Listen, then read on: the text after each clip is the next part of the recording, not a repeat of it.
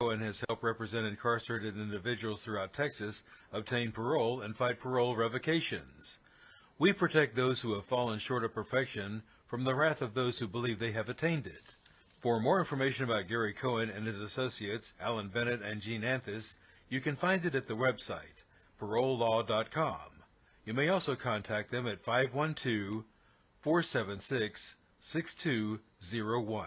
Listeners should be aware that the following program contains language and audio images which may be found disturbing and may not be suitable for your snotty-nosed little brat who probably cusses like a sailor behind your back anyway. Parental discretion is advised.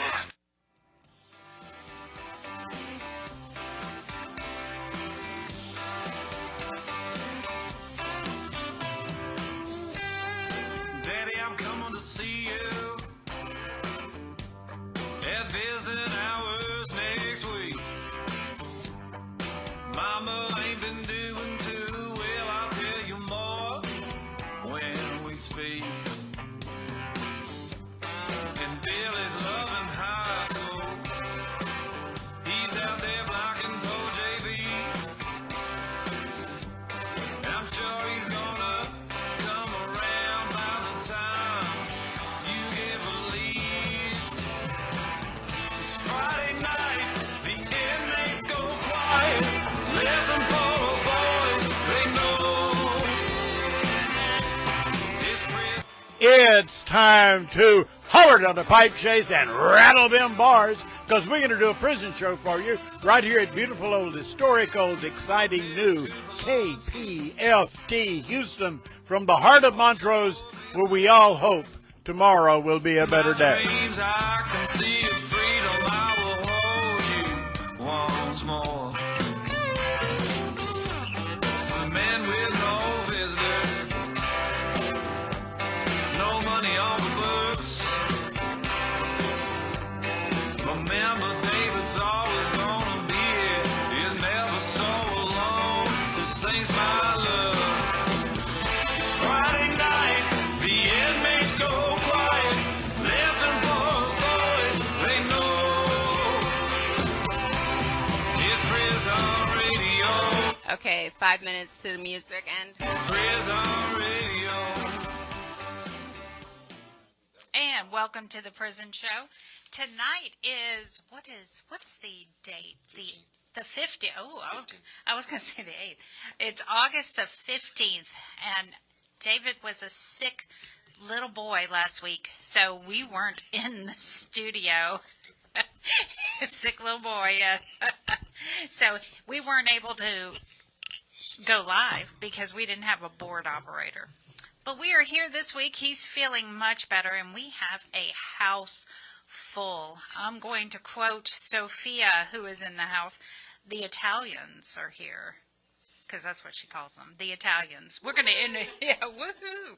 We're going to introduce them later. We have Terry Peden, the parole attorney. He is in the house, and of course David's back, and Linda's here. We have Gloria. Gloria's here. Rubac. She was supposed to be on last week, but she's not. She's here this week. And Jamin?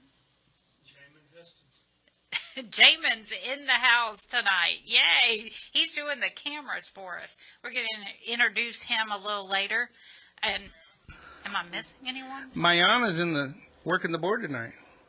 We actually have a fill-in board operator. We do. She's trying to learn Linda and I how to do it. So Linda's in there tonight. I'm gonna try to get taught next week. Woohoo! Woohoo! Yeah, that way we can always be here for you, even if David gets sick. Well, Javier can return from time to time also. It's just unfortunate that last week I was sick and he was in New York, so had to go get some pizza. Some pizza? Yeah, he went on a pizza run. Oh, well, did he bring some back? I doubt it. He's selfish like that. Yeah, he is. That's one thing I could, yes. Selfish is the way I describe him. Yes, absolutely. All right, so David has lined up my mic keeps... going limp over here. Okay, my the show. God, the show. David's lined up a great show tonight. Attorney Terry Peden. I'm gonna have to. Give your mic some blue pills. You know what? I was. You're going to get fined again, big dog. Well, I didn't say nothing wrong. I wasn't advertising. I didn't say what kind of blue pills. See, I was like, David's gonna say something. No, he is. Yeah. Couldn't help it. Yeah, I know you couldn't. All right, so Attorney Terry Peden, the parole attorney, based in Texas and Alabama, he is in the house. Arianna and Chiara? Or Chiara. All right. They are in the house along with Chiara's family. And Gloria, like I said, is in the house. And, of course, me and Linda will be doing our report later on. So we have a house full. But right straight out the gate, we have Terry Peden, the best parole attorney. Oh, shucks. Really? You are. Can I get a discount? Yeah, you can. I'm actually running a promotion right now, so if you write me on JPay or contact my office and you put promo code FREEME, I'll give you 10% off our base prices for in-person visits or for phone visits when you do hire for parole representation. But today I'm coming from left field. It's relevant, stick with me, but just making an observation on society, the world that you'll be returning back to. So today I want to talk to you as an attorney, but also I want to talk to you as your homeboy. And with that said, I want to talk about dating and some changes to the dating scene over the last couple of years. I say over about the last decade. Things have really changed. And maybe we can do an inventory. Last time I was on, we were talking about an inventory of yourself internally. So now I want to do an inventory of you guys. Raise your hand if you're in prison due to dating issues or maybe a toxic relationship. I should see hands going up all over the place. You know what I mean? Because affairs of the heart sometimes can bring out the best or the worst in us. And unfortunately, it bring out some of the worst in y'all.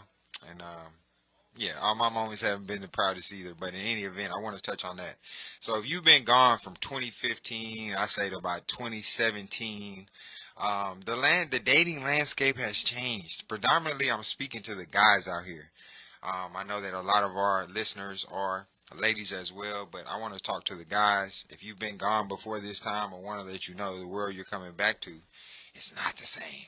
Okay, so if we kind of think back over the 80s and 90s, gangster rap music was really pushed, and I'm a hip-hop head. I love rap music. I love hip-hop culture, but unfortunately a lot of the messages and agenda that was pushed through the music of the 80s and 90s was about gang banging, was about shoot 'em up, was about just being the toughest, hardest, most impenetrable person you could be. And I know from doing this work that mindset, even if it was for entertainment purposes, permeated a lot of the youth and the young men and women in our society, again, predominantly speaking to the men here.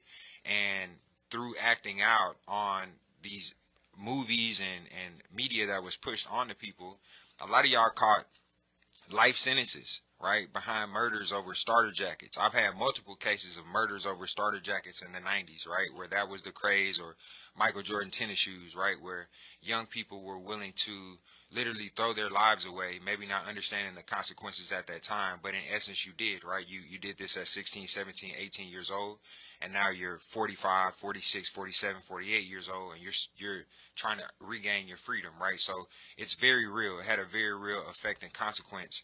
Then moving up into the late 90s, early 2000s, a lot of the music that was pushed and really given the biggest platform was centered around selling drugs, right? Whether that be the era that I came up in, white tees and fitted hats and Young Jeezy and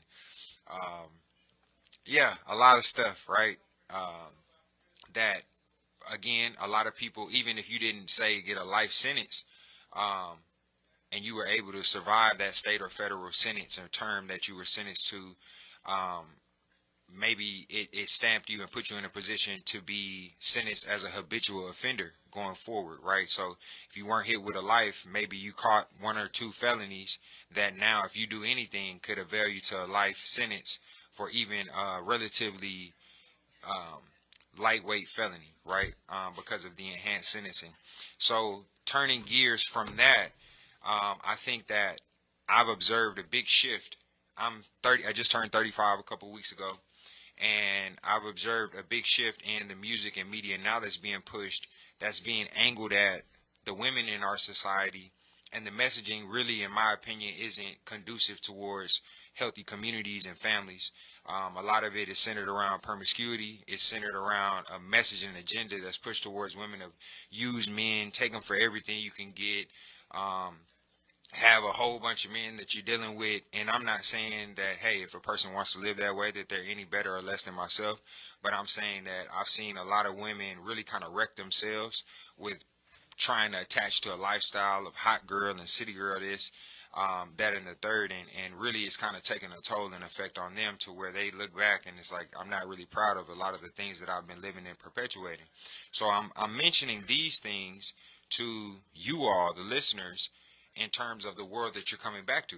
And if a lot of y'all were in prison or in prison now or have been in criminal trouble in the past regarding relationships and maybe infidelity and not seeing eye to eye, I just want to let you know, when you get home, you need to really kind of understand the world you're coming back to, okay? Because a lot of dynamics have changed, some for the better, some for the worse, but it's a different culture and it's a different dynamic right now. So I think that that's a big point.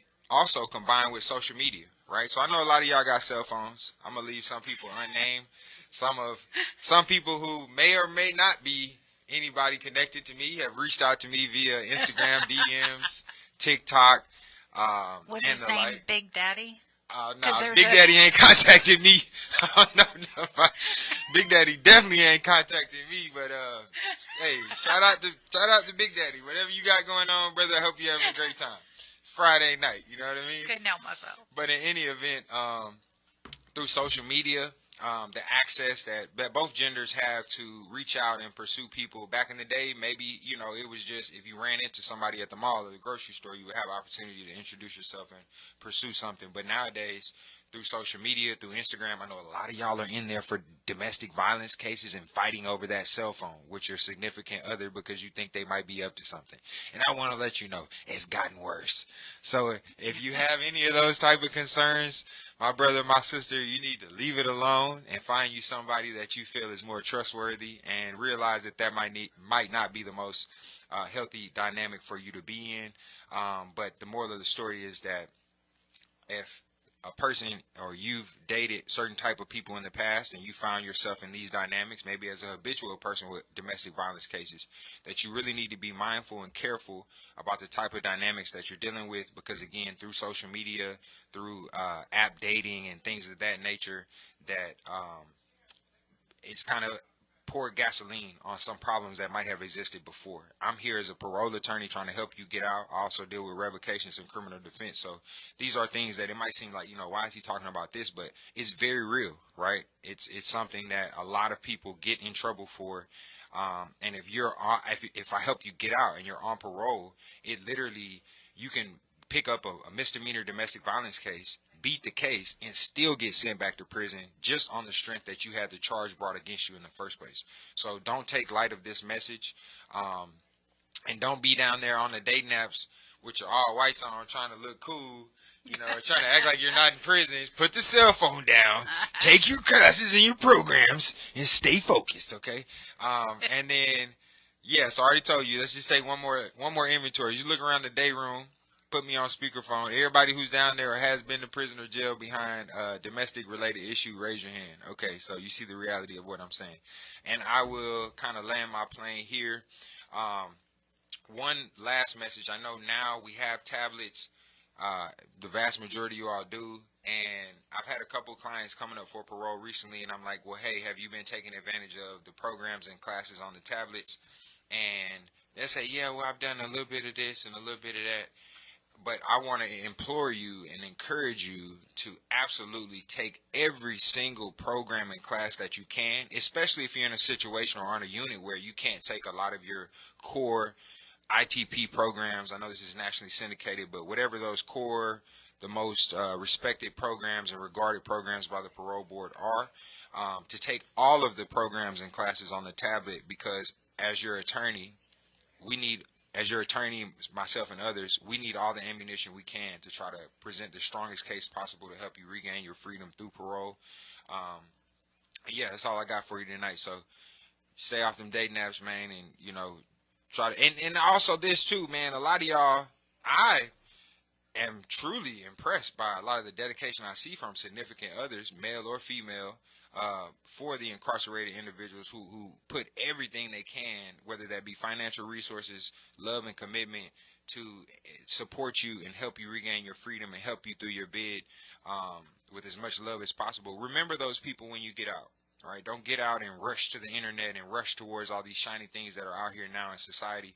Remember those people who loved you and cared for you and wanted you and put you first when you were at your least, and return and restore that to them whenever you get out, through your loyalty and through your respect, because I believe that creates a certain energy dynamic that will help you become more successful in your life. So if you want to get free, call THP 334-544-9471. That's my office number again, 334-544-9471.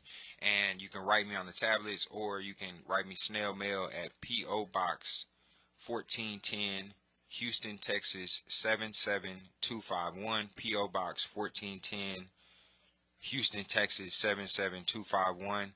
Promo code, if you write me, free me, I'll take off 10% for your parole. Have your family members reach out to me. We can get you a customized quote, and, you know, if it feels right to you, then we can go ahead and get started on that process of getting you home. Thank you to the Prison Show as always. Much love. Y'all take care of yourselves. God bless. Shout out to Big Daddy. No. I ain't shouting him out. Y'all can shout out Big Daddy. You can shout out Big Daddy. I shout out Big Mama, though. What's up, Big Mama? Let me know when you make it home, Big Mama. Nah, but in all seriousness, thank you to the Prison Show. I appreciate it. It's always a pleasure and honor. Well, thank you. Thank you, Mr. Peden. We appreciate you being here. We'll shake up. Look. Okay, he's he's doing little bitty hands.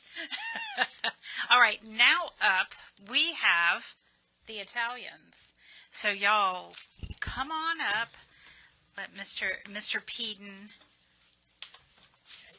All right. And I know you have been on the show. Arianna has been on the show quite a few times. Yeah. All right. So tell us about both of you. Okay, so we are the Italian coalition, as you said. Sorry for my voice, but I have sore throat. So the Italian coalition to abolish the death penalty was founded in 1997 in Italy by me and some other people who believe that fighting in defense of human rights is a priority. And it still is, since all the problems that we have going on here, in Europe, everywhere in the world. So this group of people started writing to death row prisoners, not only in the United States of America. My friend Chiara will tell you more about correspondence, but I just want to give you an idea of what we do. And we come and visit them, and we work in Italy, and not only in Italy, in order to have human rights respected. And our goal is one day to have death penalty abolished here and in other countries of the world. Across the world. Across the world. Because thank you so much. And so I will let Chiara speak now about the correspondence, which is very, very important for people on death row and not only on death row. Okay, can you swing that mic around? Make sure we can. All right. So, you have been active in stopping capital punishment there goes my mic again. That's for a long time. When did you first start writing letters to those individuals on the row? Well, I started corresponding when I was 15. I was receiving a newsletter from Amnesty International, and I was touched by a letter written by a death row guy in Texas, and his name was Tyrone Fuller. And we kept on corresponding. We became very good friends until 1999 when he was executed. Okay, I'm sorry to hear that. Yeah. Over these years, have you made many friends? Have you lost any? Well, you just said to execution. Yeah. And what was that like for you? Well, you know, I had many friends. I still have many friends, but, oh, sorry. Over here? Okay. I still have friends on death row, but I lost many during the years because, you know, I started corresponding much time ago. And, well, two of them asked me to witness their executions, actually. And it was so hard on me, but as soon as they asked me, I had to say yes, because it was not possible for me to say no, because they wanted somebody they knew and that cared for them. And so, you know, I couldn't say no, but, you know, it was very hard on me because seeing some people you love being killed and being powerless, it was a really shocking experience, yes. Was that here in Texas? Yes. In Texas? Both of them, yes. One was in 2004. His name was Anthony Graves. Sorry. I was about to say. Thank God. No, because I met him this morning, and I was corresponding with him back then, so that's why. Anyway, it was Anthony Fuentes, unfortunately, in 2004, and Willie Shannon in 2006. Yes. Okay. Over the years, what surprised you about exchanging the letters? Yes, what surprised me most is that these exchanges aren't one-sided because, you know, when we start corresponding, we want to give them something, you know, to give some comfort or recognition. But then we understood that even then they were giving maybe more than we were going to give them, you know, because they give us, you know, help, because even for stupid things, like maybe you have problems in your life, which really seems stupid, but for us it's difficult in that moment, and they were, for me, they were helping me, you know, overcome this. So it was, you know, very good. And sometimes, you know, they show a kind of even gratitude and honesty that we don't find in everyday life. So, yes, yeah. I completely agree with that. So can you talk a bit about why writing to incarcerated people is so important? You know, many of them are on their own. They don't have even their families that are, you know, taking care of them, even writing to them or call them. And so correspondence for them is like a lifeline, but it becomes a lifeline even for us because, you know, they give a kind of, we feel empathy with them. And, you know, even if somebody's so different from us, you know, we feel with them, you know, so, yeah. And we definitely feel for them, yes. Do you have any? Well, you know what, from what I tell you is that from the beginning of this year, I started writing birthday cards to all inmates on death row, even men and women, and, well, in the name of the Italian Coalition, because we wanted them to understand that we care for them and that they were not alone. And so we decided to do that. And even for, you know, for other people that maybe are willing to correspond to someone and they don't know how to start corresponding, even a birthday card or a Christmas or Easter card. This is what happened to me, for example, with my friend on death row right now. And, you know, it's easy to start corresponding. Then everything becomes, you know, even a beautiful friendship. So. Yes, it can become very beautiful, yes. So. Yes, because if I may add, if when they receive the birthday card, they can get in touch with us, and if they are looking for a friend, we can, you know, we can give them names to correspond with. So, and it happens because at times they write us back and they tell us, hey, I would like to have somebody to correspond with me. And since we have quite a few people, especially young people who are looking for pen pals in prison, then we put them in contact. So I think this is writing birthday cards, as she said. I think this is a very good way to put two people in contact, one in the free world and the other one behind bars. And since there's tablets now, messages can be Well, especially for someone in Italy Yeah. or anywhere. And it is very, very fast. At times, you write a letter tonight, tomorrow you will get a reply. That's wonderful. And it is way less expensive for us because more or less you would spend about 5 to 6 euro, which is a lot now to send a letter, which may take even 2-3 weeks to get to Dallas, because now you have to write to Dallas, to the PO box in Dallas. So it doesn't make any sense. So you just log in Securus, that's the name of Securus, and it's just after a few hours the letter is there. That's wonderful. That's one of the good things that at least they did. Yeah, at least they did that. Yeah. Right. That's very good for us. Yeah. So tell us more about the Italian Coalition. As I said, the Italian Coalition is, we don't have many members, to tell you the truth, but those who are members of the group are strong people, very, very much dedicated to what they do.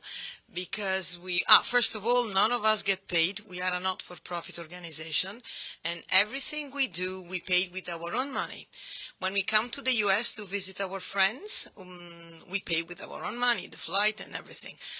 We have, of course, some dear friends like Sofia, for instance, here, who gives us hospitality, which is good for us in many ways. First of all, because we are together and can do many things together, but also it can help us financially because everything is very, very expensive. And so when we come, we visit, first of all, we visit our friends on death row. And we try to make contacts with other groups and people who share our same goals, which means respecting human rights, working in defense of human rights, and trying to get the death penalty abolished. And you may ask, probably your next question would be, why in the United States of America, since so many countries in the world still have capital punishment? Well, I tell you why. First of all, because the United States of America is the only Western country that still has capital punishment.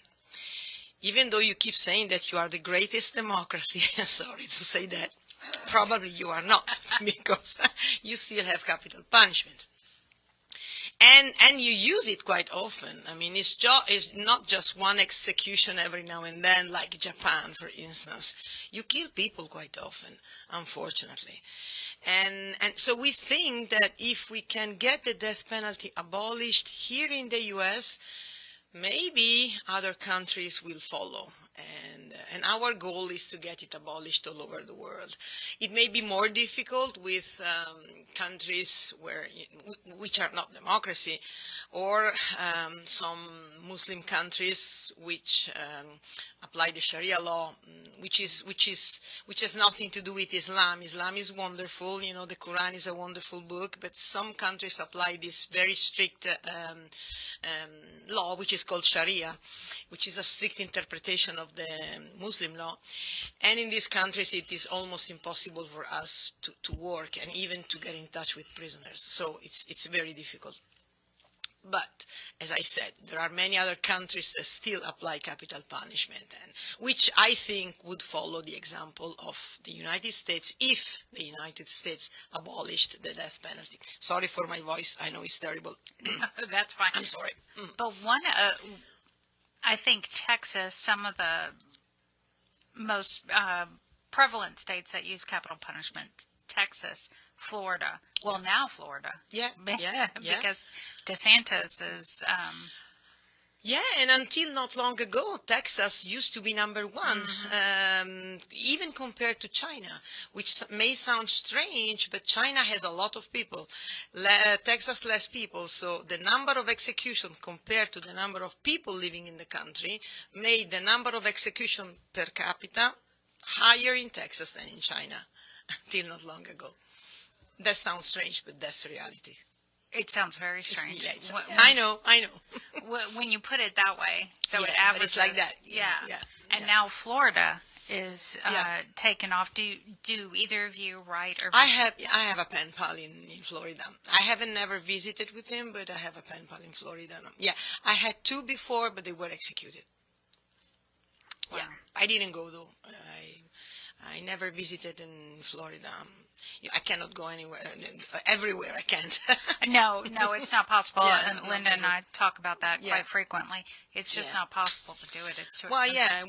yeah, we would like to, to do more, but it's not that easy, and every time, I have to tell you the truth, every time a friend of ours is executed, for us, it's really difficult because, you correspond with a person for 10, 13, 15 years. We've been doing it since 1997. I personally started before because I had founded the Richard Wayne Jones Committee, who was my friend, a dear friend of mine. My whole family corresponded with him, and he was executed in August 2000, even though he was innocent, and we could prove he's innocent, but nobody cared.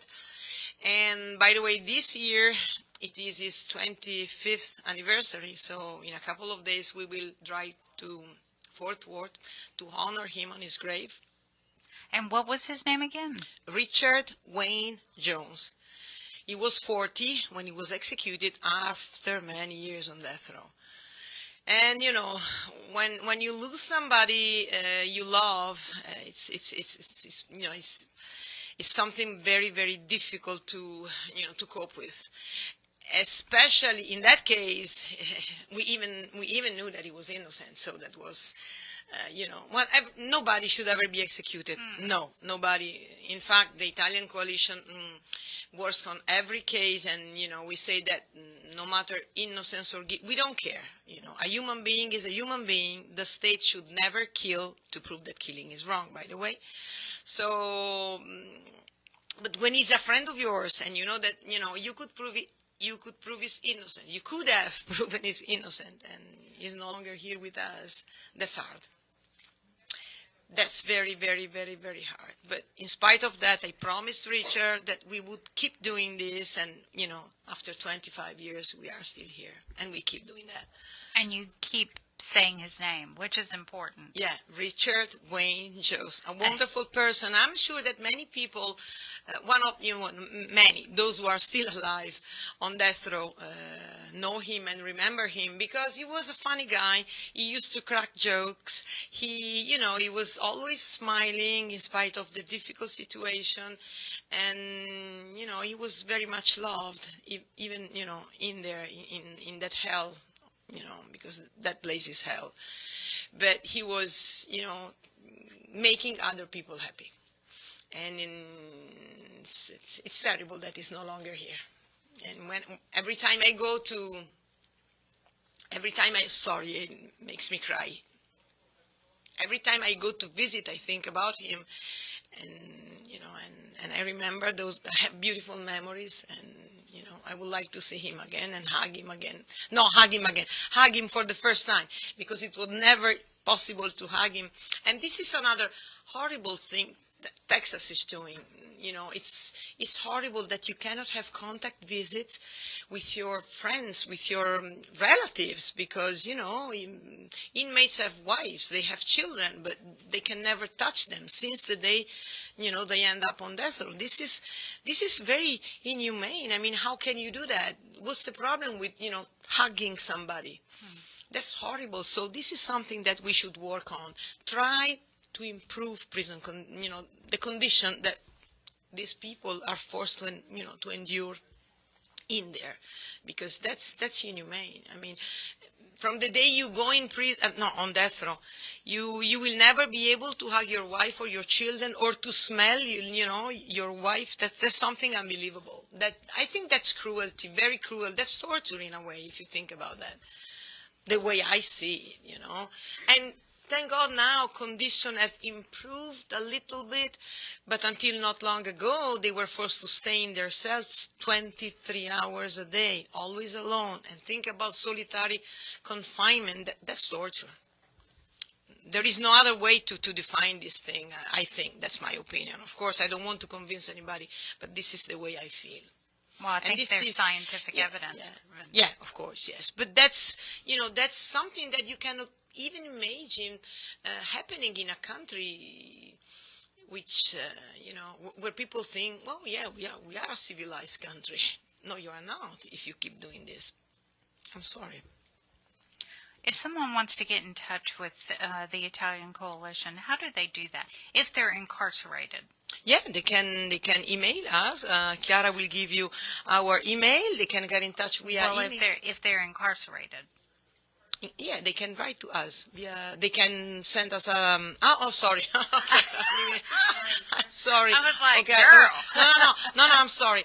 No, incarcerated, they cannot use the email. Now they have the iPad, but they cannot use it. No, I'm sorry. Well, they can get in touch with you. Is there a way for them to get in touch with you guys? Absolutely. They can send letters to us. So we will give you our contacts, and then as soon as they get in touch with you, you pass the contacts on to us. Well, we appreciate you both being here. We thank you. We Thank thank you you so very much for much. having us here. Thank you. And I want to say hi to all of the guys on death row and in general population, wherever. We love you. We think about you. And hang in there, and sooner or later, things will change. Ciao. Thank you both very much. I was trying to get Gloria's attention. I was like, hey. I'm here. She's here, and she's headed towards the mic. Thank you both very much. All right, Gloria, what you got for us tonight? Make sure you talk into the mic. I will talk into the mic. Okay, what you got for us tonight? Well, first, I'm really excited that the Italian Coalition is here. I've known them for decades and decades. 30 years? No, more than that. Anyway, I was telling Arianna, I remembered one time at the Abolish unit when she and Biagio came out, and he had a little piece of paper and a pencil, and he'd written down some stuff because his English wasn't very good. And those jerks at the Abolish unit took it away from him. What's the matter? Talk right in. Hang. There we go. Okay. It wasn't picking up. Oh, okay. Anyway, I love the Italian Coalition because they stay involved and focused, and I'm really happy we're here. In fact, the abolition movement's having a lunch tomorrow at noon at Jack's Grill to welcome them to Houston. And Jack's has some great food, not all of it healthy, chicken fried steak and some southern But it's stuff. good. It is delicious, yes. And we'll be honoring them. And, you know, we stopped mailing birthday cards to death row when one of our members, Phyllis, died, because Phyllis was the one that really got like dozens and dozens and dozens of people to sign our cards. But we decided at our last meeting we're going to go ahead and start sending birthday cards again. I know they can't get them in their hands, which just aggravates the hell out of me. But I hear the colors and stuff show up cool on their tablets. And it's also, you know, one of the guy's wives called me and said, well, you know, you could just send Securus messages. And I said, yeah, but this way we get to involve a lot of people in signing them and talk to them about the death penalty. And they get to see handwriting. Yes, exactly. I mean, my two great-grandsons have already signed them, and that's always cute. One of them can't write worth a darn. They don't teach handwriting anymore in HISD, but whatever. So tomorrow at noon, we're going to be at Jack's Grill, and then Tuesday, we're going to be going to the prison board meeting. Are you going to go? Oh, yeah. I'm going to go. We don't miss. Okay. And Erica Shepard, I was talking to her on death row, and I asked her, what should we raise? What do y'all want to raise? Because the women actually have, their conditions are a lot better than the guys. But they're still on death row. So anyway, she called me the other day and gave me like 5 or 6 different things, including they want a change of shower because, what is it called? Some people that have mental illness, I forget, there's a word for it. I didn't bring my notebook. But they use the same shower as the women on death row. And she said, it is filthy. There's poop and there's, oh God, all kinds of stuff all over it. And the SSIs don't want to clean it. Well, the women on death row found out that in their day room, there's actually a hookup for a shower. So they want a shower in their day room. So that would be cool that they didn't have to deal with all that mess. Anyway, so that's next Tuesday, the 19th. Trying to think who all's going. Angie, Sister Mama Sonia, Lee Greenwood, whose son was executed in 2007. Pam Perillo's coming with us. I forget. There's 5 or 6 or 7 of us gonna go. And of course, well, you and Linda will probably talk about it, but there's 2 executions. Ken Paxton needs to roll off a cliff somewhere for setting a date. Well, we're going to be in Austin, so we can... Yeah. Anyway, the other thing is there was a suicide on death row last week. And I want to read, how many minutes do I have left? I want to read part of something that O.B. Weathers wrote about Micah Brown, because I think it's very touching. Do you know how many minutes? I do not. Okay, David, say something. David, how many minutes does she have? Yeah, he's not listening. Oh, I am listening, but I'm not controlling the board. I had to ask to get my mic turned on. Okay, O.B. has been on death row for don't you have your decades. I'm Facebook not sure Messenger? how long, but a long, long time.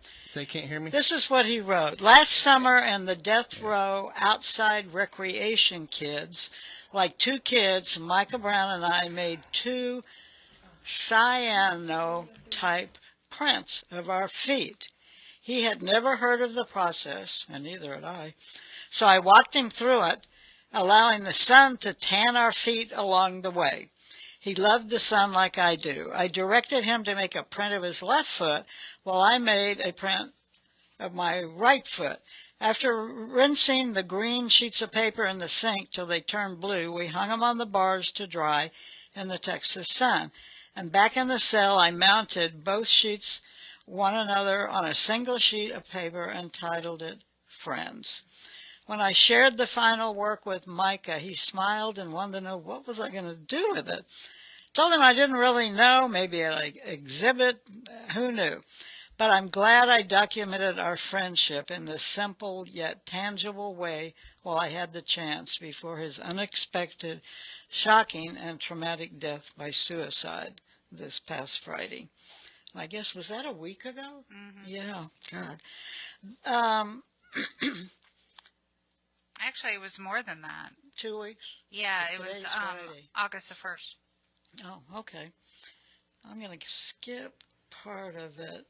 He said, what I witnessed when Micah was dragged lifeless and rigid out of his cell, I know that waking daily in a place that only has room for your death and jealousy demands, it was a Sisyphean task Michael didn't find joy in. Ironically, it was my friendship with Micah over the past year and a half, because we lived in adjacent cells, that has contributed to my zest for life. The verve with I show up and thrive is due so much to the way he actively loved me. My gratitude for him is mixed with plaguing regret for my inability to help him, questions of what more I could have done, as well as anger at our state for designing a carceral system that continues to fail us. On the day after his passing, we had a memorial service for him. I wanted to speak about the time before I became a vegetarian. This is a hoot. While outside at recreation one spring, he and I ate a live June bug. Ugh. God. I wanted to speak about how Micah's remorse was so deep that we would all often argue about his right to grace and mercy, and how I demanded that he live to claim his place in this world as a redeemed human. Sadly, I couldn't speak for falling apart, but through art and the written word come my most eloquent expressions, and today I use them to honor Micah Brown. And I don't know if the camera can pick this up, but this is each of their feet that they made. So whatever. I guess that's about it. The Abolition meets on the first Tuesday of every month. I think in September we're meeting the Tuesday right after Labor Day at the Shape Community Center. And we don't have a web page, but we have a very active Facebook page. So it is the Texas Death Penalty Abolition Movement, just like the prison show. The prison show, yes. So thank y'all, and hello to all my friends on death row. I love you guys. Thank you, Gloria. And Linda, do you want to join out here? Or not? Okay. Good evening. Oh, she's coming. Yeah, she's coming. Good evening, everyone on Texas Death Row and everyone else listening. Hold on. We just got a nice little email saying they're doing a great job, and y'all were doing a great job. All right. So far this year, we have lost 9 men on death row. Stephen Nelson, Richard Tabler, Moises Mendoza, and Matthew Johnson were executed. James Harris, Scott Panetti, Joseph Price-Dash, Billy Mason, and Micah Brown have died while on death row. And that was just this year. Across TDCJ, there have been 31 deaths this month from August the 1st until today, August the 15th. Allred has had 3 deaths this month since August the 1st. Right now, currently, there are 2 scheduled executions in Texas, 9 total for the United States, according to Death Penalty Information Center. 13 executions in the United States have been stayed, rescheduled, date has been withdrawn, or have died. There have been 28 executions in the United States, with 4 in Texas. Like my friend Leroy started, and T added, no voice is too small, so pick up the phone and make that call to the AG, the governor, state reps and all. B for us, that soldiers standing on the wall. Dedicated to duty, never dropping the ball. Remember to call everyone. Death Penalty Action also has petitions on their website. deathpenaltyaction.org. All the petitions go across the United States and federal. Like I said, the next executions in Texas, Blaine Milam is scheduled for September the 25th and is out of Rusk County. Robert Roberson is scheduled for October the 16th and is out of Anderson County. And even though my friend Mayo is gone, I will continue to use his words in his honor.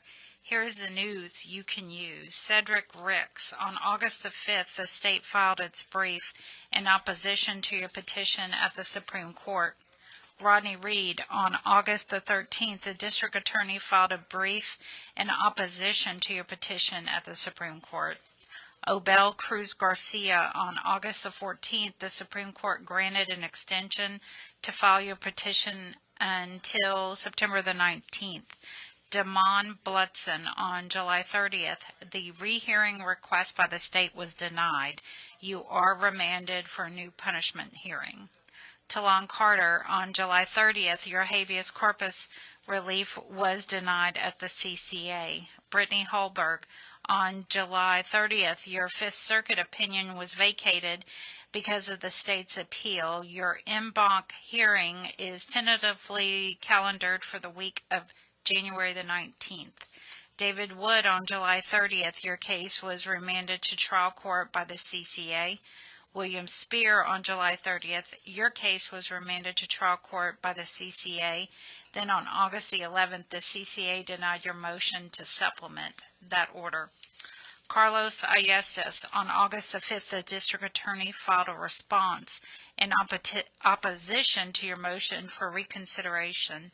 Then on August the 12th, you filed a reply in support of your opposed motion at the district court. Amos Wells. On August the 5th, you filed a petition for rehearing en banc at the Fifth Circuit. Tyrone Cade. On August the 6th, the state filed a notice of advisory to the court at the district court. Ronald Haskell. On August the 7th, the state filed its 4th extension of time request until September the 30th at the CCA. Gregory Newsom. On August the 7th, the CCA granted your motion for extension of time to file brief until December the 11th. Robert Roberson, on August the 8th, you filed a motion to strike the state's untimely motion to dismiss and alternatively motion for a reasonable time to respond at the CCA. Page Lawyer, the CCA received and filed the supplemental clerk's record on August the 12th. George Curry, on August the 12th, you filed an unopposed motion to amend at the district court. And Robert Satterfield, the CCA granted a motion for extension on August the 12th. The extension is granted until September the 8th. And we have Miss Linda. Yes, I've got a poem from Antonio Gilbreth. It's called Heart of Man. Every eye sees its own special vision. Every ear hears a most different song.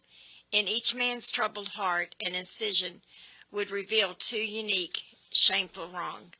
Stranger friends hide here in human guise, then resides in the valleys of hell. But goodness, kindness, and love arise in the heart of the poor beast as well. That's his poem. Thank you, Antonio. I just got it tonight. Yes, thank you, Antonio. Okay. So, David Roberts in Alabama has a solid stay and will not be killed on Thursday. That I guess that came from Abe. Probably. From Abe, yeah. From Abe. Yes, that's awesome news. Yes. Hope we get some good news like that. Yeah, Texas needs a couple of those. So, where's she at? Oh, there she is. Can you bring that over? I wanted to bring the message that you received. Yeah. Arianna got this great message from, can I say his name? Yes, of course. DeMontrell Miller. He said he was listening to the prison show right now. Hey! And I hear the girls, Arianna and Chiara, and they are doing a great job on the radio, very informative and passionate and articulate. I love the vision of your organization and the dedication. Thanks for being frontline soldiers. Thank you. Yeah. Thank you. That you know, we love the tablets, the fact that we're on the tablets. We love that. Yes. But when someone hears it in real time, it just makes it so much better. And I know quite a few people can hear us still, but in real time. And Gloria, did you give me this? She said to call the governor and AG. Yes, I do.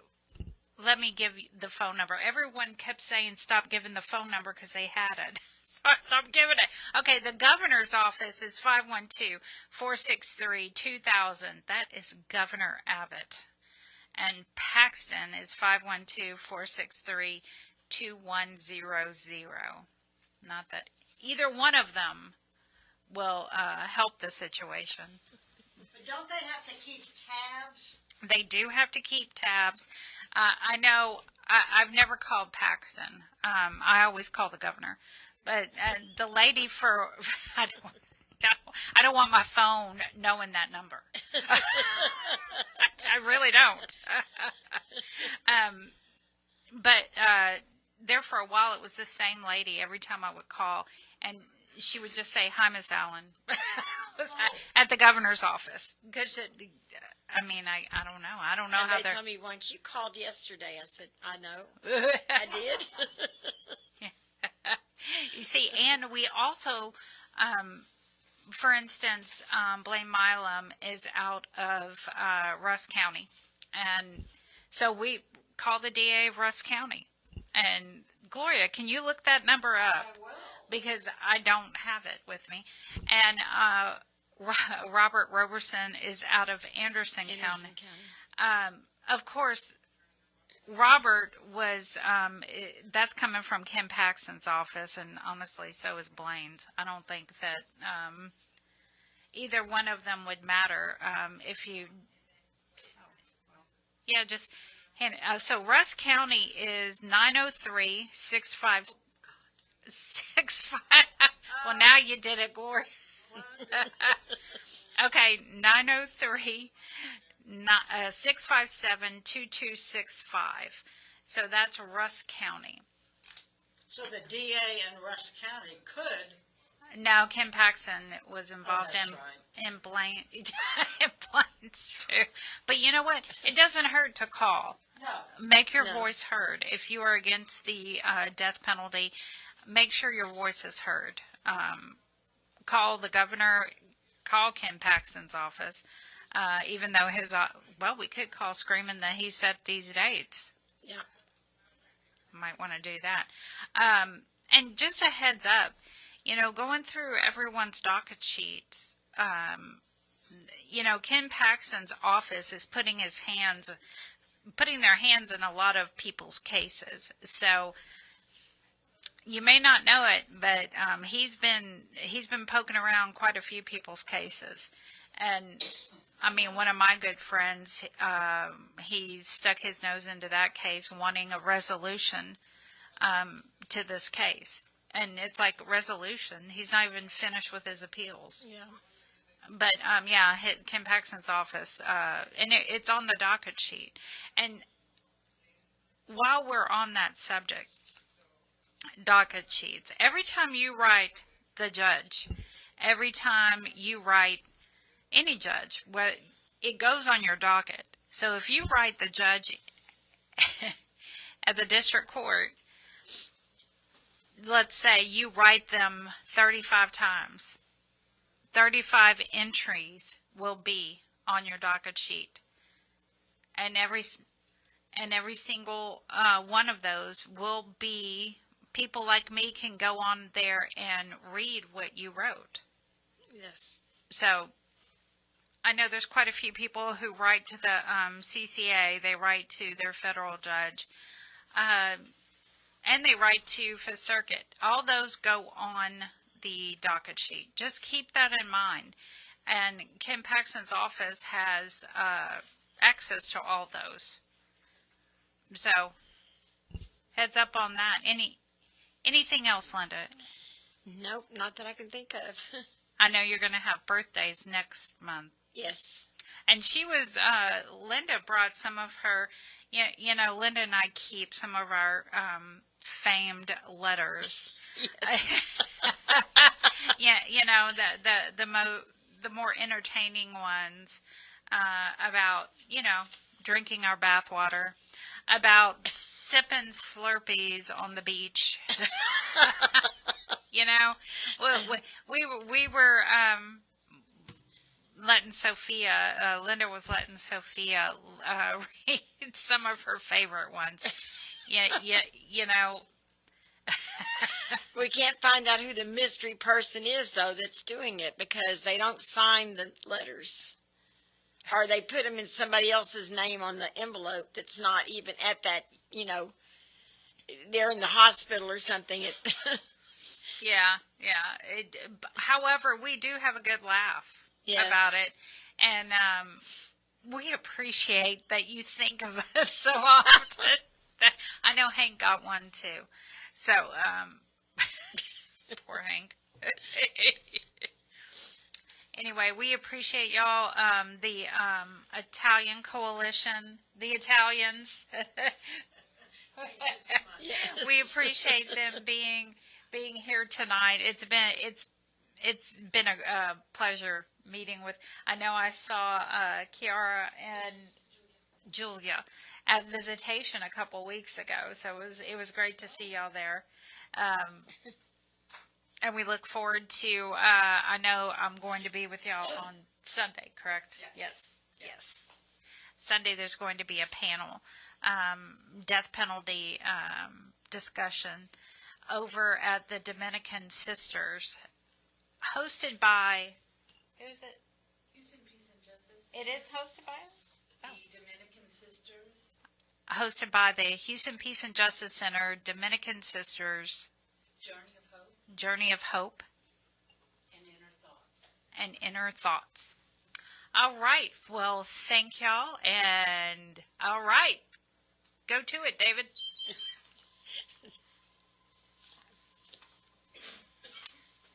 You're listening to KPFT Houston. Support for KPFT and the Prison Show is provided by the Cohen Parole Law Team.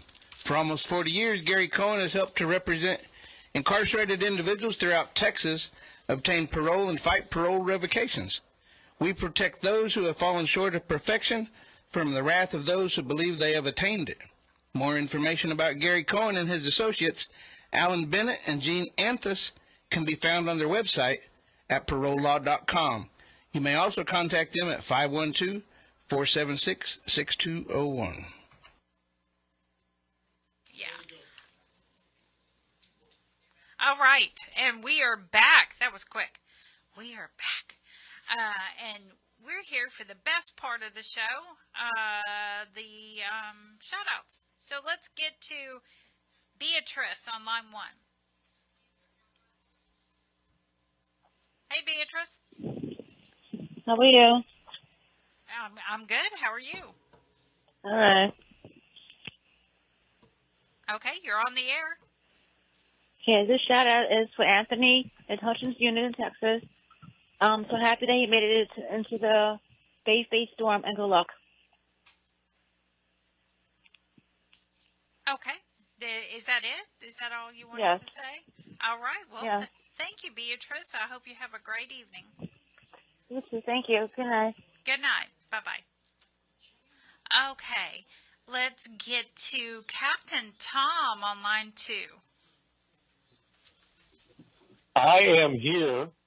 You are here. Last week, I called and called and called, and there's nobody there. No, we weren't here. I know. Isn't that why you called me, though? And then I let you know what the heck was going on? I can't hear you. I said. Yeah. I can hear you, David. Yeah, you can hear me, but I can't hear him because I don't have headset, and the speaker stopped as soon as we started talking, so.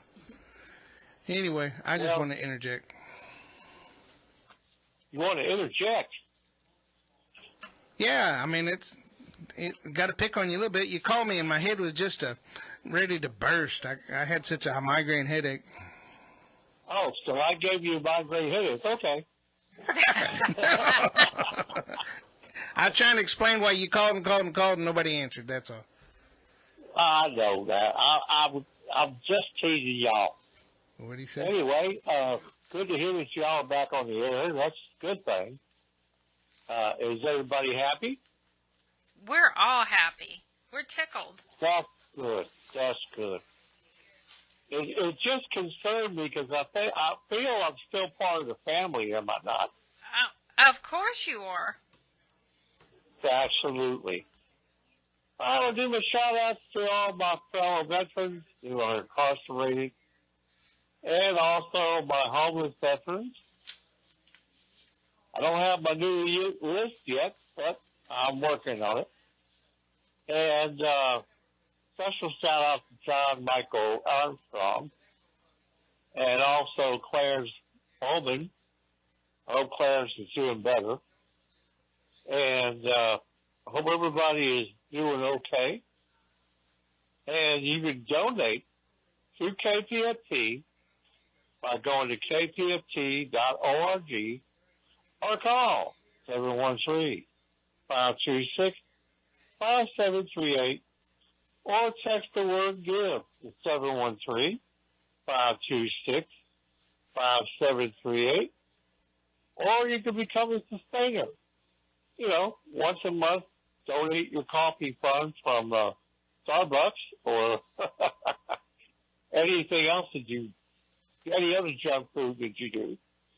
But anyway, yeah, we can always use a sustainer, and we could use your support to the prison show.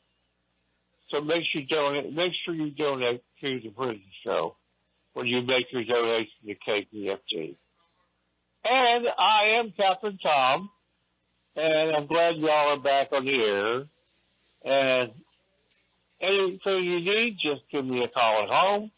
I'm available. This is Captain Tom. I'll catch y'all next week right here at KPFT. All right. Well, thank you, Captain Tom. We appreciate you calling, and I'm glad you got through this week. Did he hang up? I think he hung up. He was quick. All right. Well, thank you, Captain Tom. All right, let's get to Lydia. Hey. Hi there, Danny. Hey, Lydia. How are you? I'm fine, Danny. I'm fine. I'm doing good. How's David doing? He better? Yes, he is. Yeah, I'm doing pretty good. I'm bugging everybody, picking on Okay. Danny like my little sister. I know. He I swear to God. Well, I'm glad you're doing better. There's a lot of people sick with COVID again. Yeah, well, I passed 2 tests for those trying to see what was going on, and didn't have COVID. Didn't have the new COVID either. They said there's a new COVID, whatever that means. Whatever that means, yeah. Yeah, I took the Whatever home that test means. and was negative, and whenever we went to the hospital, because my head wouldn't stop hurting, they said, well, those you can't count on those home tests, and they gave me one, and it came up negative too. So. Wow. Yeah, I think as long as your home test is new, it's accurate. You just got to make sure they don't get outdated. Well, I've been safe. I've been healthy, thank God. Yeah, I just want to give a shout out to Beto. I'm glad you're doing good, mijo, and I did cook that pork with the nopalitos, and it was really good. I made some awful rice, though. It was horrible. Yeah, the cats are going to eat it tomorrow, I think. But I'm going to give my saludos to the guys, to Big Will, to Eric, Blaine, and Ruben, Artie, Roderick, Mark. See, I know I'm forgetting somebody. Harvey. Said Harvey. Yeah. And Jeff. I hadn't seen Jeff for a long time, and I got to see him, was it last month? Yeah, at Visit. I hadn't seen him in a very long time. But I just want to send you all my saludos and greetings from the Rio Grande Valley. We got a little bit of rain today, very little, from the storm that was coming up from Mexico. But y'all will probably get more than we did. But it's still hot here in the valley. It's supposed to be a beautiful day tomorrow, God willing. But you all know that you're thought of and in our prayers. And just keep your head up, okay? Love you, mijo. Give me a buzz tomorrow, okay? And my thank yous to David and Linda and Danny. And who else is there with you, Danny? Someone else? Linda, Sophia. We have the Italian Coalition in here. Oh, okay. Yeah, my son said he had received a birthday card from the Italian Coalition. I think it was, I can't remember the name he gave me. Chiara? It could have been Sophia. No, so Sophia's from here. The Italians are Chiara and Arianna. Oh, I can't recall, but he did say he received a birthday card from the Italian Coalition. I said, did you receive one from the Abolition movement from Gloria? And he says, no, Mom, I didn't, but I received one from the Italian Coalition. I said, oh, okay. Yeah, because Gloria sends out cards. She does. She does. They try. Yeah, they try. Send, yeah. Yeah, but I'm glad. Tell him thank you. Tell him thank you for my son, and he received the card. Okay? I will make sure to tell them. Umberto Garza? Garza, yeah. Received your birthday card. Oh, they're happy. Yeah. They're very happy. Hey, Lydia, I looked on the map and I see where El Paso is not next to where you live. No, Linda. El Paso is, like I said, it's very far. It's closer to, El Paso's closer to California than it is to McAllen, Texas. Yeah. What, Yeah, Linda, did you think it was? Yes, I did. Because I was looking for a mother that's in a nursing home in El Paso. So I called Lydia and I said, "Do you live in El Paso?" And she said, "No, I live." Where do you live? I forgot now. She said, "I said McAllen in McAllen." McAllen. I said, "Isn't that next to El Paso?" She said, "No." Oh Lord, No. She doesn't know her geography very well. No, I don't. Yeah. No. Anyway, I found the mother, and she's okay. She's in a nursing home. She's doing well, so everything turned out okay. Well, that's yeah. I knew you would do it. Yeah. If anybody can find him, it's Linda. Yep. But well, I'm glad you did.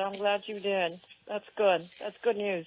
Okay. Okay. Bye. Well, you guys, ladies, drive home safely. Good night. Good night, everyone.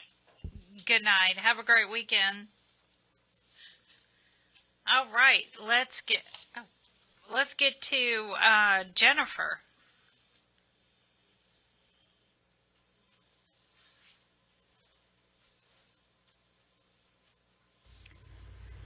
Hey, the shout out is for Robert Robertson from Thomas and Jennifer and all the family. Just wanted to say we love you. Hey, the shout out is for Blaine Milo. This is Jennifer and Thomas. We just wanted to say hi, we love you, and we miss you. Hey, the shout out is for Jason Thornburg. This is Jennifer. I just wanted to say hi and let you know I am loving this opportunity to get to know you. Was that it? Okay. Hey, Jennifer. You're awesome. All right, let's get to Caitlin. This is a shout out for Beto Garza and Polonsky. Hola, how are you? I hope that you're in good health, spirits, staying safe, and that there is a smile on your face. As for me, things are okay. I'm not too long in from work, and I'm here with Daytona, and she says hi, and she wants belly rubs. I'm off now for a few days, so woohoo. Tomorrow I'm going to go up to Buddy, and yeah, then maybe I probably will call into Elaine. And other than that, yeah, that's it. Each other day I'm just going to see what happens.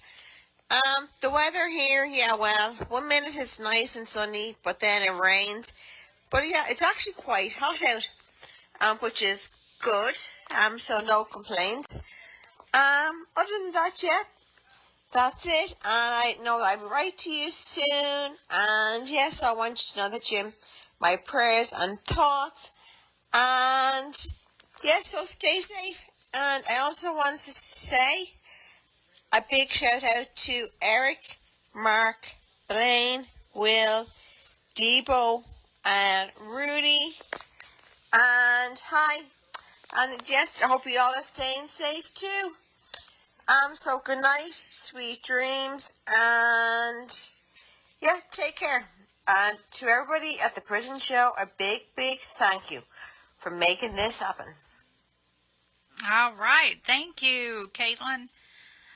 Okay, I think Mike is next.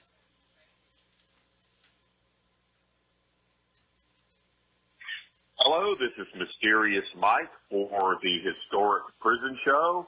Here's my shout-outs to Guys of Texas, Guy Alexander, Jamie Cuppett, Stephen Russell, Stephen McGee. Shout-out for Philip Perez. Shout-out for Matt Thomas, Edward Reeves, Adam Wilkerson. Shout-out for Aaron Vasquez. Shout-out for Haas, Keith Money. Tasha wants me to do a shout-out for Payday. Shout-out for Oz. Shout-out for Curtis Robertson. Shout-out for Blaine Milam. A shout-out for Jesse Cortez. Shout-out for Bill R. Sims, Raymond Lee Cart, and a special shout-out to Clarence Lee Bowman. Hopefully everything's going okay. And you can continue to write to Mysterious Mike in care of the world-famous David Collingsworth. And hope everybody has a good weekend. Try to stay cool. And now back to the historic prison show. Adios. World famous David Collingsworth. That's awesome. Well, if you want to write Mysterious Mike, you can do it. Send those letters to David 226 Chipmunk Trail. Actually, you can write the Italians, right? Yeah, 226 Chipmunk Trail, Shepherd, America, 77371. It is actually Shepherd, Texas. I got used to calling it Shepherd, America. 77371. So you can address those. Make sure you put on them that it is going to Mysterious Mike, or you can just put the Italians. They will know. All right, let's get to Stacy.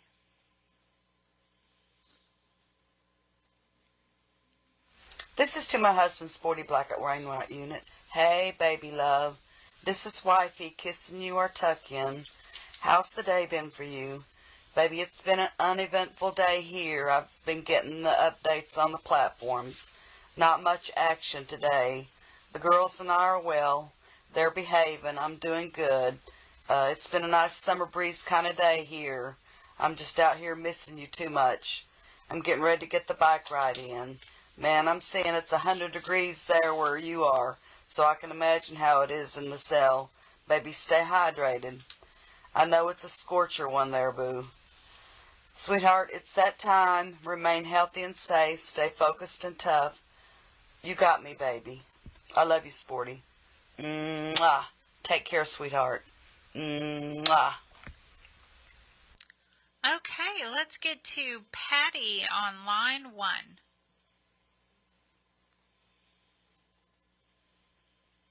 Hey, Patty. Unit.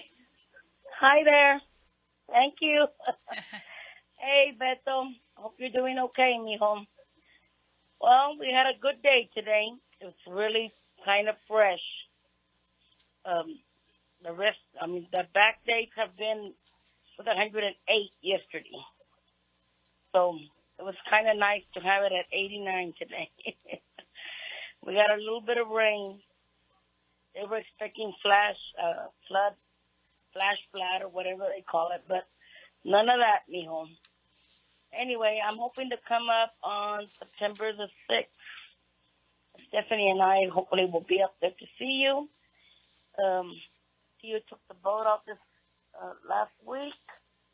We're all doing good.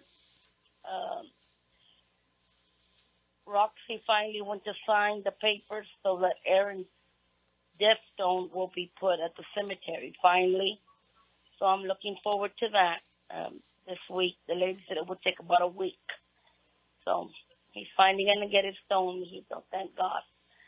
I love you. I miss you.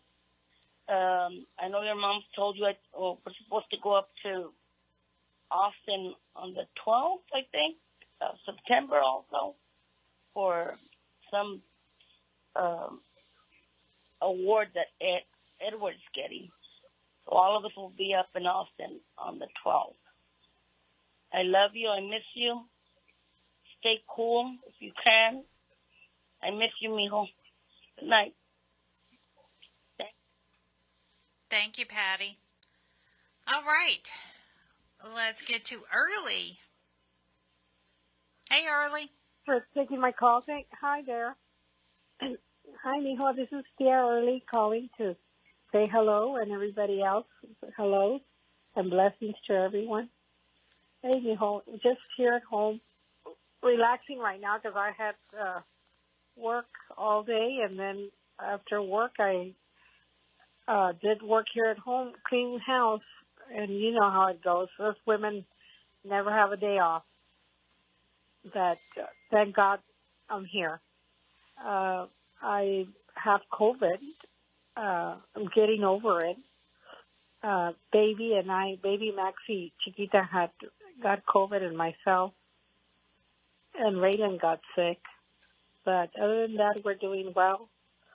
It didn't hit me as bad as it did in the past, thank God. But we're doing okay. Layla came down for a month. She was here, and she went back to Lubbock. She's doing well. And Raylan's here. And Frank, I'm sure you talked to Frank. He went up to Houston, too. He's at MD. DOA went and left him yesterday, or the day before yesterday, to MD Anderson. So he'll be there for a week and a half. He got his mobile brace, so hopefully that will help him not fall so much. But other than that, we're doing well. Love you and miss you, mijo. Keep your head up, keep that smile. And here's Tio to say hi to you. Bueno, hopefully you're doing pretty good. Aquí estamos. Apenas llegué de la casa de mi mamá. I was taking care of her for a while, a couple of hours. Pero he's doing good y todo. Nomás el blood pressure que ves que se le sube y se le baja. Pero other than that, it's good. For being 93, so she's good. Yo también estaba un poquito under the weather, pero fui y me chequeé y todo, no tenía nada. Dijo, más probably a cold. I thought que lo había agarrado de tu tía, algo, sin el COVID o algo, pero no. Pero other than that, we're good.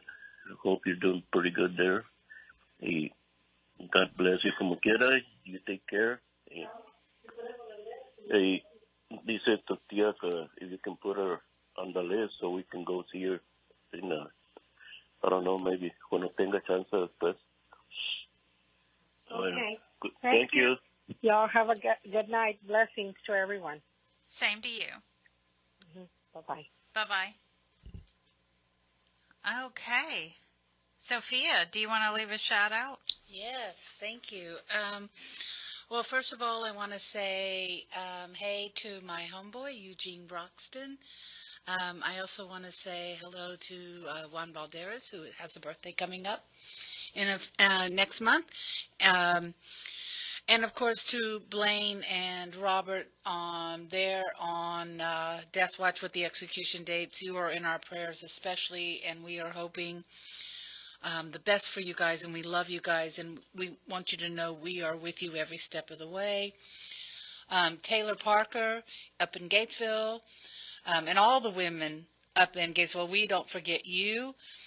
And now that David has taken this nationwide, we should say hello to all the men and all the women incarcerated across this country, that you are not forgotten, you are not alone. And even though we are here in Texas, we are working hard for you guys too. We definitely are working hard. All right. Let's play, let's get to Tiff, actually. Hi, David. Good evening. This is Tiff Taylor. First, I want to thank you for your program and giving me this opportunity to send a shout-out to some people currently locked up in TDCJ. I want to start with Dustin Sanders, a.k.a. Outlaw, Cofield Unit. I just want to let you know that I'm here for you, babe. You got someone on your side, that I'm not going anywhere, and you're loved, you're cared for, above all you're prayed for. Casey Ledbetter, Cofield Unit, keep your head up, bro. I'm here for you too. Meredith Ledbetter, Casey's wife, I love you, friend. I'm just a phone call away. I'm here for you. Just keep your head up. Know you're thought about, you're prayed for, you're loved. Last but not least, my girls from Carroll Young Trustee Camp, Daphne Frazier, Ashley Roberts, Melissa Strahan, Bree Daniels. I love all of you. Keep your head up. You're thought about. And I just want to say thank you for your opportunity, David, for the shout out. And free the real ones, TDCJ. All right. Thank you, Tiff. And now we have Julia. Lift up that mic. Let me try. Okay. Hi, everyone. One the Italians. I'm Giulia, and I want to give my shout out to William Davis, or as he's known is Newt, or as I call him is Guglielmo. I want, I want to say, good night because we are in the same time zone now, and I want to say I want to wish his son again the happiest of the birthdays again. And I want to wish you a nice weekend. I'm looking forward to seeing you next week and to have you to eat salad again because I know you love it. And as always, pace, abbracci e amore e ricordati di sorridere. Remember to smile always. So thank you. And from Arianna as well, who's here. Ciao Guglielmo, ciao, parleremo italiano il 21. Ciao! And I also want to add just one thing, my shout out to T, because we call him T. Now, his name is Tyrone, the American pronunciation. Sorry, it's T. You know, he loves it. He loves it. Yeah. I bet he does. Yeah, So, yeah, good night to everyone. Thank you. Thank you. All right. Do you want to... Come on down.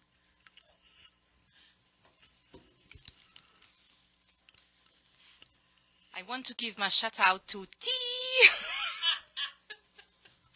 I'm very happy we finally saw each other, and I'm sure we are gonna enjoy our next visits. I hope you will be able to know anything about your daughters, because I know that it's important for you, and you need to know that they are safe. And you have to keep on writing because you're very good at it, and your writings are very powerful. And you take care. I love you. You know you're very special. And see you soon. Bye. All right. And all right, we have another Italian. Hi, I'm Stilian. I want to give my shout out to my friends on the death row. Jaime, Piero Cole, hola, and to Isidro de la Cruz. Oh, take care of you guys. Now, anyone else? No. Arianna, you don't want to say anything else? Well, Sorry, I said hi and much love to everybody. You all are special. Do not forget that, you are wonderful human beings, no matter what the world thinks of you. We love you. Do not forget that. Ciao. Thank you. All right. Let's get to Grace. Hello. Yes, I wanted to give a shout out to Beto. Hi, Beto. How are you, mijito? We're here. Me and Juan are here watching TV. We went to the beach last weekend, and we had a great time out there with BB and Joey. And I'm just calling just to say that we love you, and God bless all of you there. Love you. Good night. Good night. Thank you, Grace. All right. Let's get to Freddie. Hey, hello everyone. Hey, Freddie. Let me shout out my brother James Dudley Brown running around over there at the Wallace Pack unit, and all you guys, Terry, Rain, Viv, all you guys, not just there in all the prison systems. And big hello from Cowboy Capital. That's Dodge City, Kansas. And what can I say, guys? Life is good. Kind of cool up here. Getting ready to get a load of 17 pallets of fresh cut meat. Heading to New York with it. So just keep y'all's head up, man. Start getting ready now. That way when you get out, you won't have to get ready. And start doing the right thing, bro. I mean, get a hold of whatever information you can on technology, man, because it's advancing a whole lot. So you won't be behind like I am. But I'm doing better, though. All right, guys, that'll be it. David, was David there? He didn't get fired? No, well, it was touch and go, but no, he didn't. Did I get fired? Can you hear me, Freddie? Yeah, I can hear you. Did you ask if I got fired? Yeah. Yeah, I did. What happened? Missed too much work. According to the FMLA Act, I was supposed to go back by June 21st. And they went ahead and terminated me. And then after I'm well again and I can walk, I got another week of PTO, or physical therapy, whatever they call it. And then I can reapply. Oh. So, yeah. Well, but that's why I asked you about truck driving school. Because I'm thinking about taking truck driving school. And I found a job they're paying 80 cents a mile. So, I don't know. I thought I'd try it out. And if it doesn't work out, then I've still got my CDL. Yeah, how you gonna do it? Yeah. How you gonna do it to the show? Well, the 80 cent a mile job is running in and out of the airport. So okay. So they said even driving around here locally, as long as you make it about 80 cents a mile or whatever, you're going to make $90,000 a year. Oh yeah, easy. The local pays a whole lot more. Yeah. So there was another one that I saw, another job driving locally, and they were offering $80,000 a year instead of just paying by the mile. So. Oh yeah, you can make it. Well, the guy I was talking to told me you make more at 80 cents a mile though than you do on a salary, because you never know how many miles you're going to drive. Yeah. It's all up to you. Well, I mean, as long as it's local and they know that I do the prison show, and I would imagine you probably actually work 6 days a week, but I could be. Yeah, I think most of the locals going to be by the hour though too. Yeah, well, he said that they were offering, because it's a third party with United Airlines, and that they're overpaying right now because they're actually short on drivers, so they're paying 80 cents a mile. Wow. I think you'd be better. Local, you're not going to make no miles. If you're going to be local, you're not going to make no miles. But I don't know. If you drive for United Airlines and you go to Galveston and Houston, and there's 2 airports in Houston and Livingston, I mean, you can drive 300 or 400 miles a day. 300-400 miles a day, add it up, 80 cents. Yeah, well. That's not good. 200 miles is right at about $180. So hopefully, you got to make 2 or 3 times that many miles in order to make that much money. But yeah. I don't know. He said that he manages the drivers, and that they're all overpaid, and that they love it out there because they make so much money. I'm gonna have to get a hold of that, man. Cause I'm thinking about making a little more money too. I got to drive a lot of miles, but right now in this company there's a lot of detention. Yeah, I was talking to another driver, and he said that if your truck's not moving, you're not making any money. He said so. You don't really go home and hang out. You just take your 8-hour break and go back to work. Go back to work right here. Yeah. Do nothing. Sleep. Yeah. Yeah, but that's what he told me. He said if your truck's not, if you're not in the truck, you're not making money. But as long as you're in the truck, you're making money. Just stick to the schedule. Yeah. And I'm over here in the slaughterhouse, man. So the smell's not very pleasant. There's plenty of flies. You're driving a refrigerator truck, right? Yes, sir. So you seem like you'd be getting a lot of miles. Well, I'm a hard runner, so I'll be getting close to 4,000 every week.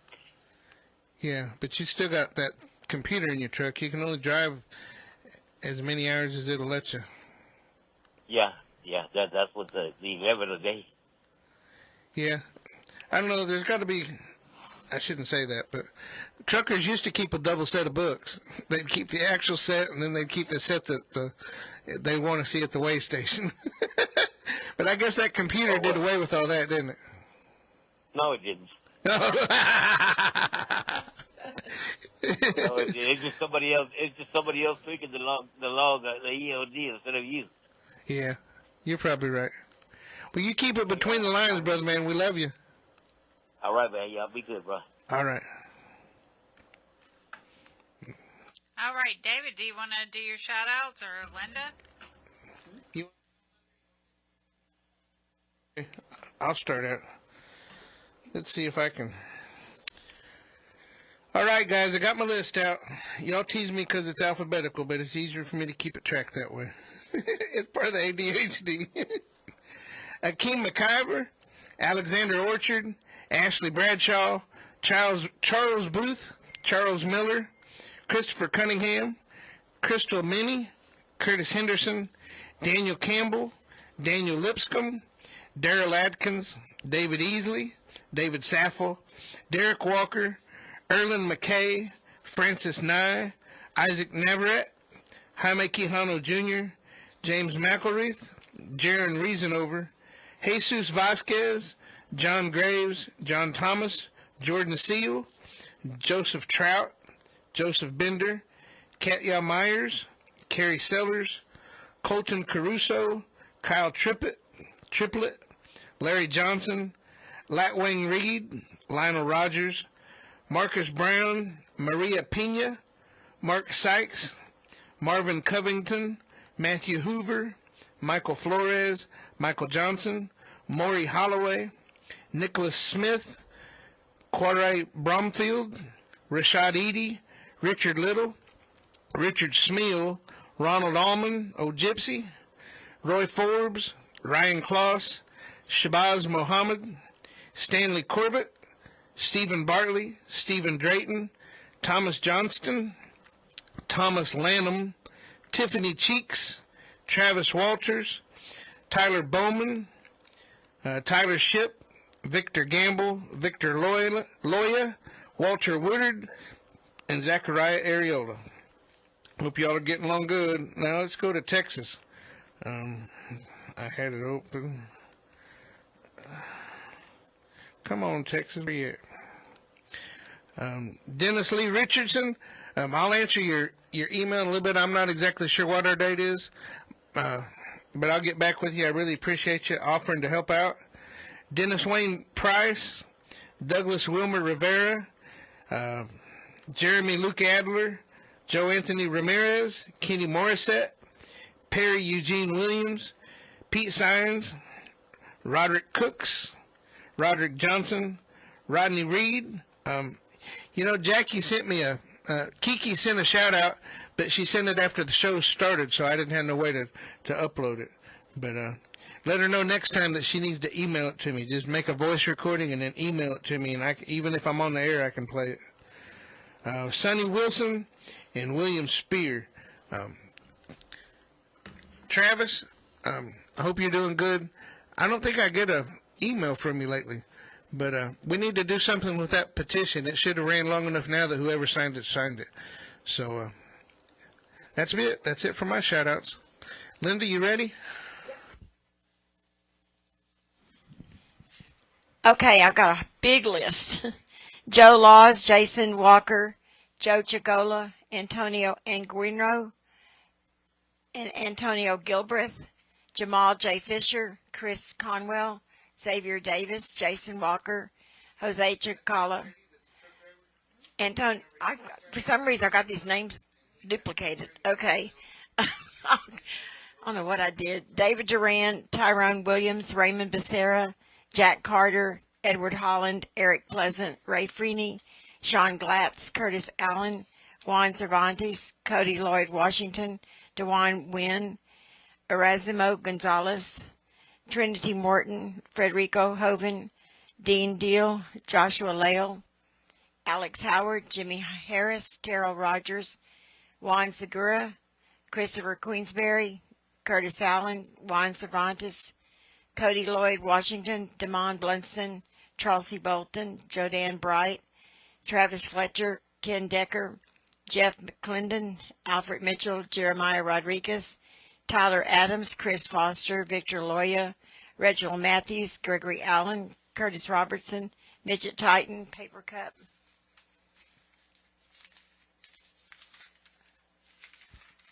William Owen Sr., Stephen Curry, Charles Thompson, Talon Carter, Dennis Price, Robert Robertson, Robert Satterfield, Robert Solis, Lucky Ward, Ronald Haskell, Gary Green, Franklin Davis, Micah Brown,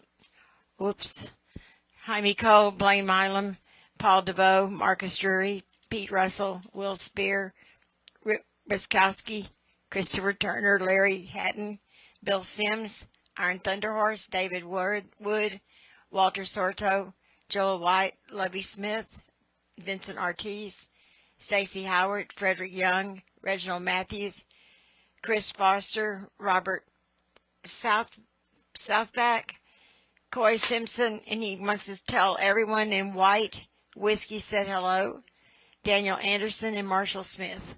Okay, guys, good night. All right. And while Jamin? Okay. While he's coming down, I wanted to tell Robert Smith back that I got your letter. I got it tonight, and I wish you the best of luck. So I know you're getting out soon. And anyway, take it away. Okay, y'all. Many of y'all know me on the inside. I spent years trying to organize hundreds. I have hundreds of people's information, so it's too many to shout out. I'll start with some units I've been on this last time down. I did 20 years. I've been out 3.5 months now. I got out with no identification documents and wrestled with that. Last month, I've been trying to get jobs. I put in over 50 apps. You get out here, there's no excuses. I shout out to everybody at Stevenson Unit, McConnell Unit, Conley Unit, Darrington that I went through so many times, and Hospital Galveston and Estelle Unit, and those at Michael Unit that went through the therapeutic diversion program, the mental health therapeutic diversion program, and chronically mentally ill sheltered housing. You're not forgotten. I know what we went through. I know about all the people that passed away due to neglect, over 47 on 12 building alone that they tried to cover up. Robertson Unit, Eric Gamble, D'Angelo Morton. There's so many people I know, hundreds, even in the female units, Kimberly Milvick. None of y'all are forgotten with life sentences. I've done a lot of time. I spent over half my life incarcerated. Every one of y'all know me. I went by Red Devil on the inside. I'm Jamin Heston out here. Just keep y'all's heads up. Y'all going to be seeing me. I'm here in Houston. I love y'all. Try to stay strong in there, everybody. Don't give up. Don't give in for nothing. Know that we're trying to organize out here to help your human and civil rights and try to fix some of the wrongdoing that was going on the inside. I'm participating with Texas Prison Reform out here, and Brittany Robertson, someone that's precious to me, and everyone else that's involved. Shout out to all of you, every one of y'all here at the prison show. I thank you. Don't think you're forgotten on the inside. You're not. It's just a little wrestling match getting on our feet out here after a long time of incarceration. I did 20 years this last time straight. I did 3.5 before that, and I also did 3.5 in Wyoming. So just stay strong, stay positive, and I'll be back and trying to help out every which way I can. Thank you. I really appreciate it. All right. Thank you so much. You know, he mentioned Texas Reform with Brittany Robertson. She had an event this past weekend, Sunday. Linda and I went. It was amazing. Just the speeches, everyone together trying to make a difference. Miss Sutherland, she lost her son in 2023 because of the heat in the prisons. She was there, everyone. It was just everyone working together, and that's what anyone advocating for people in prison, we all need to work together. We just need to remember that. So my shout outs, of course, my besties, Farron and Blaine and T, can't forget T, Leroy, different T. I need to chart quickly. Different T. I'm not going to say T. You got it right. I got it right, yeah. All right. Big Head, Jason Thornburg, David Hunter, Larry, I can't read my own handwriting sometimes. Brett Rabowski, Rodrigo, Xavier, Troy Glover, Travis Fletcher, Stephen Drayton, Kenneth Decker, Eddie at the Wainwright unit, Denise Farmer, Joel White. Hey, Joel. Jay. Hey, Jay, I got your letter over here, the one that you told me about. I did get it here at the prison show. Leroy at the PAC unit, Brian Rogers, Russell Rieger, and of course, CJ. Big thank you to every single one of you. And like I said, Jay, I got your letter. And Rogelio Suarez over at the Sal's unit, I got your letter. And of course, I already know Mr. Francisco Gonzalez. I got yours also. He writes a lot. And we love getting your letters. We appreciate it so much.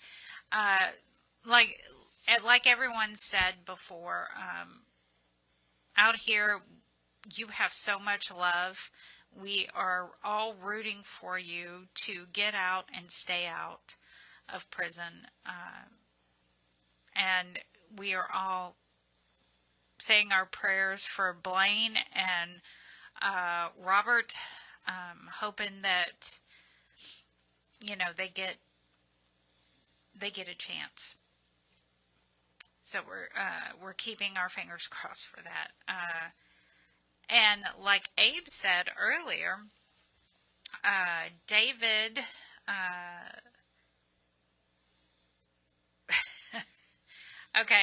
David Roberts in Alabama received a stay.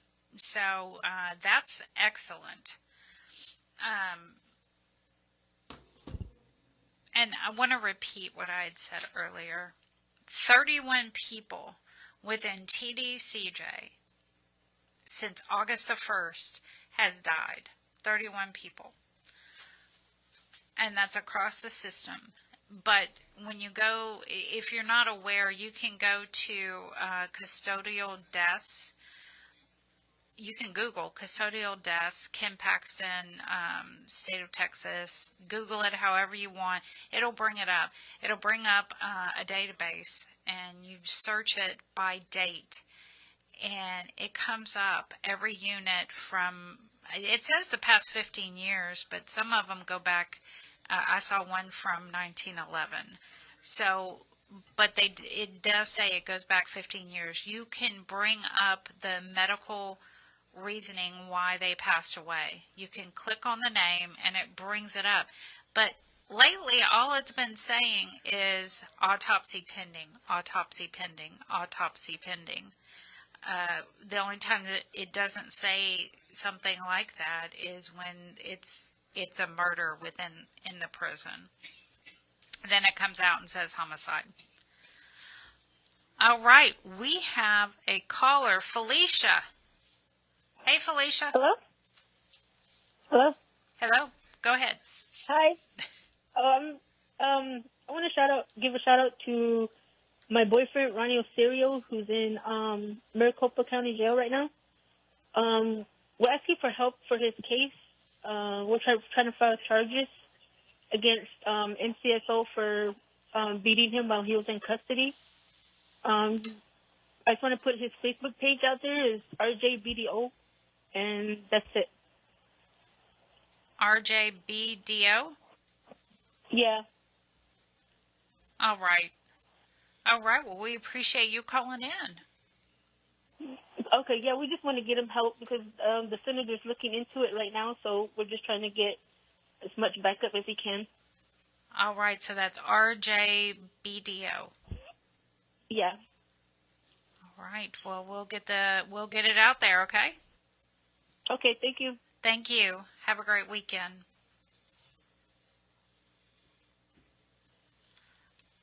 Okay, David. Words of wisdom. Words of wisdom? I don't know if I'm that wise. Words of wisdom, everybody go to Austin on August the 25th to the board meeting. August the 19th. Oh, I saw a sign that said it was the 25th. It is not. It is Tuesday. As Gloria mentioned, y'all come out, please. What hotel is it at? It is. Well, why you want to? Because evidently the notice I saw was wrong. So if you got the right information, I want to know. All right. Well, let me. Put you on the spot.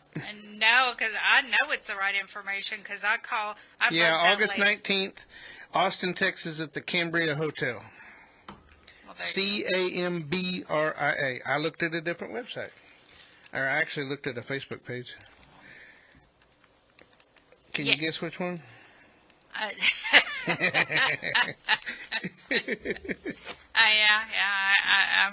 pretty much know. But it does start at 10. Be there, be square. It's actually going to be Brian Collier's last meeting. It will. And according to the agenda, which I had to, pull hairs to get the agenda, they will probably be announcing the new director. Cool. Executive director. Who do you think it's going to be? I know who I want it to be, but I don't know. Maybe Bobby Lumpkin. You think he'll get it? I don't know. I heard a lady's name. Angela Chevalier. Yep. Chevalier. She is freaking wonderful. When she was at the Styles unit, she had it running very good. And in fact, I emailed her today about something, and she emailed me back within 15 minutes. See? Yeah. So that's why I guess a lot of people want her to be the new director. I mean, we got to get some act right. We got to get something to change. Brian did what he felt was best, but it's more like the Texas good old boy system. Yeah. So I mean, and now we've got a lot of directors that actually help us. I was talking with the parole director yesterday, I guess it was on LinkedIn, and every time we saw him at the summit, he was always friendly and helpful. And he actually looked into trying to get me on annual. And once he found out that my robbery charges were 3G, he said I'd never be on annual. But he did get me. They changed so many rules that I became on quarterly, which I think that's really a lot of the reason why the rules are changing so much. Did you see that thing I sent you earlier today about? I did, yeah. Starting in July, they brought back some stuff, and one of the things that they're bringing back is the annual. So very few people would get on annual before. It would be like people who'd been on parole for 15 or 20 years or something, really long time. And I think that's probably one of the reasons why I got put on quarterly, because with the crime that I got, I'd been on parole so long and been out of trouble. They went from calling me just Collingsworth to Mr. Collingsworth. And sometimes I'd be walking down the aisle in the parole office, and one of the other parole officers would see me and holler at me out the door. So, because they knew that I wasn't a troublemaker. I always told them I had trophy. I could give them a sample, trophy samples. I can't say the other word, but you know what I'm talking about. Hey, with the summit, you mentioned the summit? Yeah. I emailed them and asked them when the next summit was going to be. Yeah, I saw that. Oh, I copied you. That's right. And they didn't have a date yet, right? No, they said it will be 2026. Yeah, well, we'll all go. We'll all get our shirts out and go and talk to everybody again. Mm-hmm. I enjoy it when we do that. Yes. So it's hard to, it's not easy to get away with not answering you if you can see them face to face. That's why going to the board meeting this coming Tuesday in Austin, starting at 10, is imperative. If you want your loved one's story out there, you need to go. So be there, be square. Okay, Mike. So I don't know how many of our listeners are into rap, but rapper Sean Kingston was just sentenced to 3.5 years for fraud. So we try and give you everything. And then, what was the couple's name that just got out of prison and we used to talk about all the time? The Chrisleys. They found out that he wouldn't work while he was down there, but his wife would actually work so she could buy makeup. At least she worked. I mean, I don't know. I went stir crazy whenever I had to be in the cell all the time. I actually would go out and mop the floor whenever we were first going through and we had to stay in our cells 24 hours a day. I couldn't stand not being, not having a job. And now I think my career that I've had for 12 years was because of my time that I did, because I got in the maintenance department. I learned how to do just about anything. So it's not always a bad thing to have to work. Sometimes it's a good thing because it teaches work ethics. But anyway, we got to get ready. I think Skyla Dawn's coming on with damage control, and I don't know if DJ Chill will be there tonight or not, but it's, that's the show that they team up on, and we love Skyla Dawn. Mm-hmm. So you got something going on Sunday, don't you? It's over at the the name? Dominican Sisters. Yeah. So you posted it on the Facebook page, and I guess we can go hear the Italians again. The Italians. Well, sorry, that comes with the redneck personality. Yes, it does. What do you say, Italians? How do you say it? Italian. Yeah, I've always been called it Italians. So comes from the spaghetti westerns. They will be there Sunday the 17th from 2 to 4. Dominican Sisters of Houston, 2 to 4. Be there. But it's not just y'all two. It's who else is going to be there? The Italians. Chris Castillo with Journey of Hope. Francois Picard, the journalist and documentary filmmaker. Pam Perillo, she was formerly on death row, and me. Cool. Moderator, Sophia. Ooh, Sophia. She's in the house. All right, y'all have a good weekend. Try and stay chill and cool, and let everybody know that the prison show's on the tablets, and let your families know that they can call us for shout-outs or they can leave a recording during the week. But other than that, have a good weekend. Have a great weekend. Yes.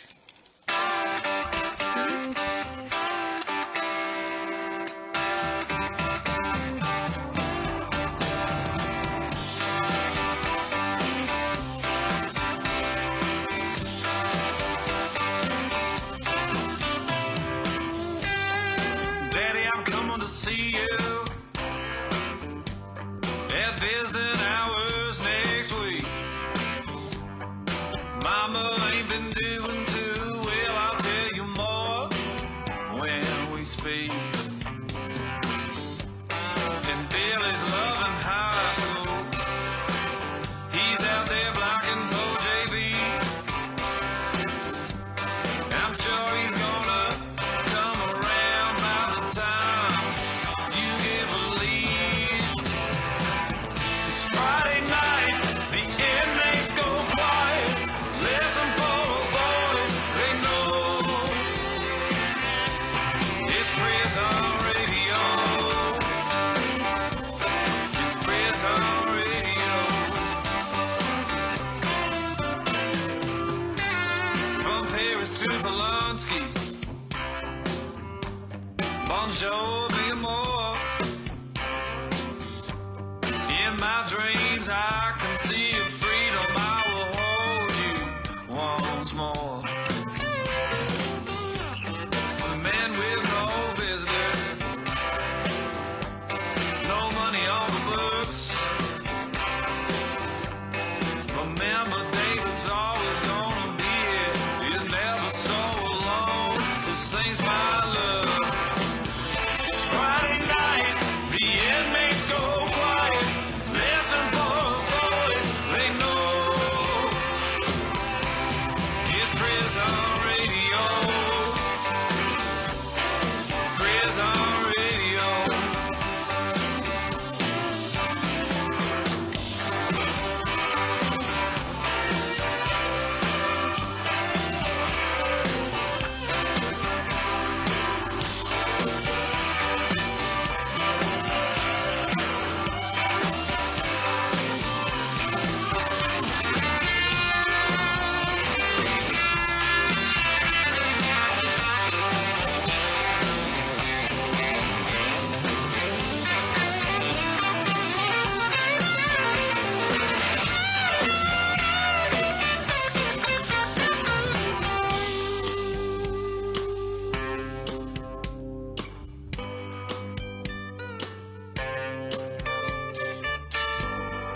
And to all the lifers man sitting on the road.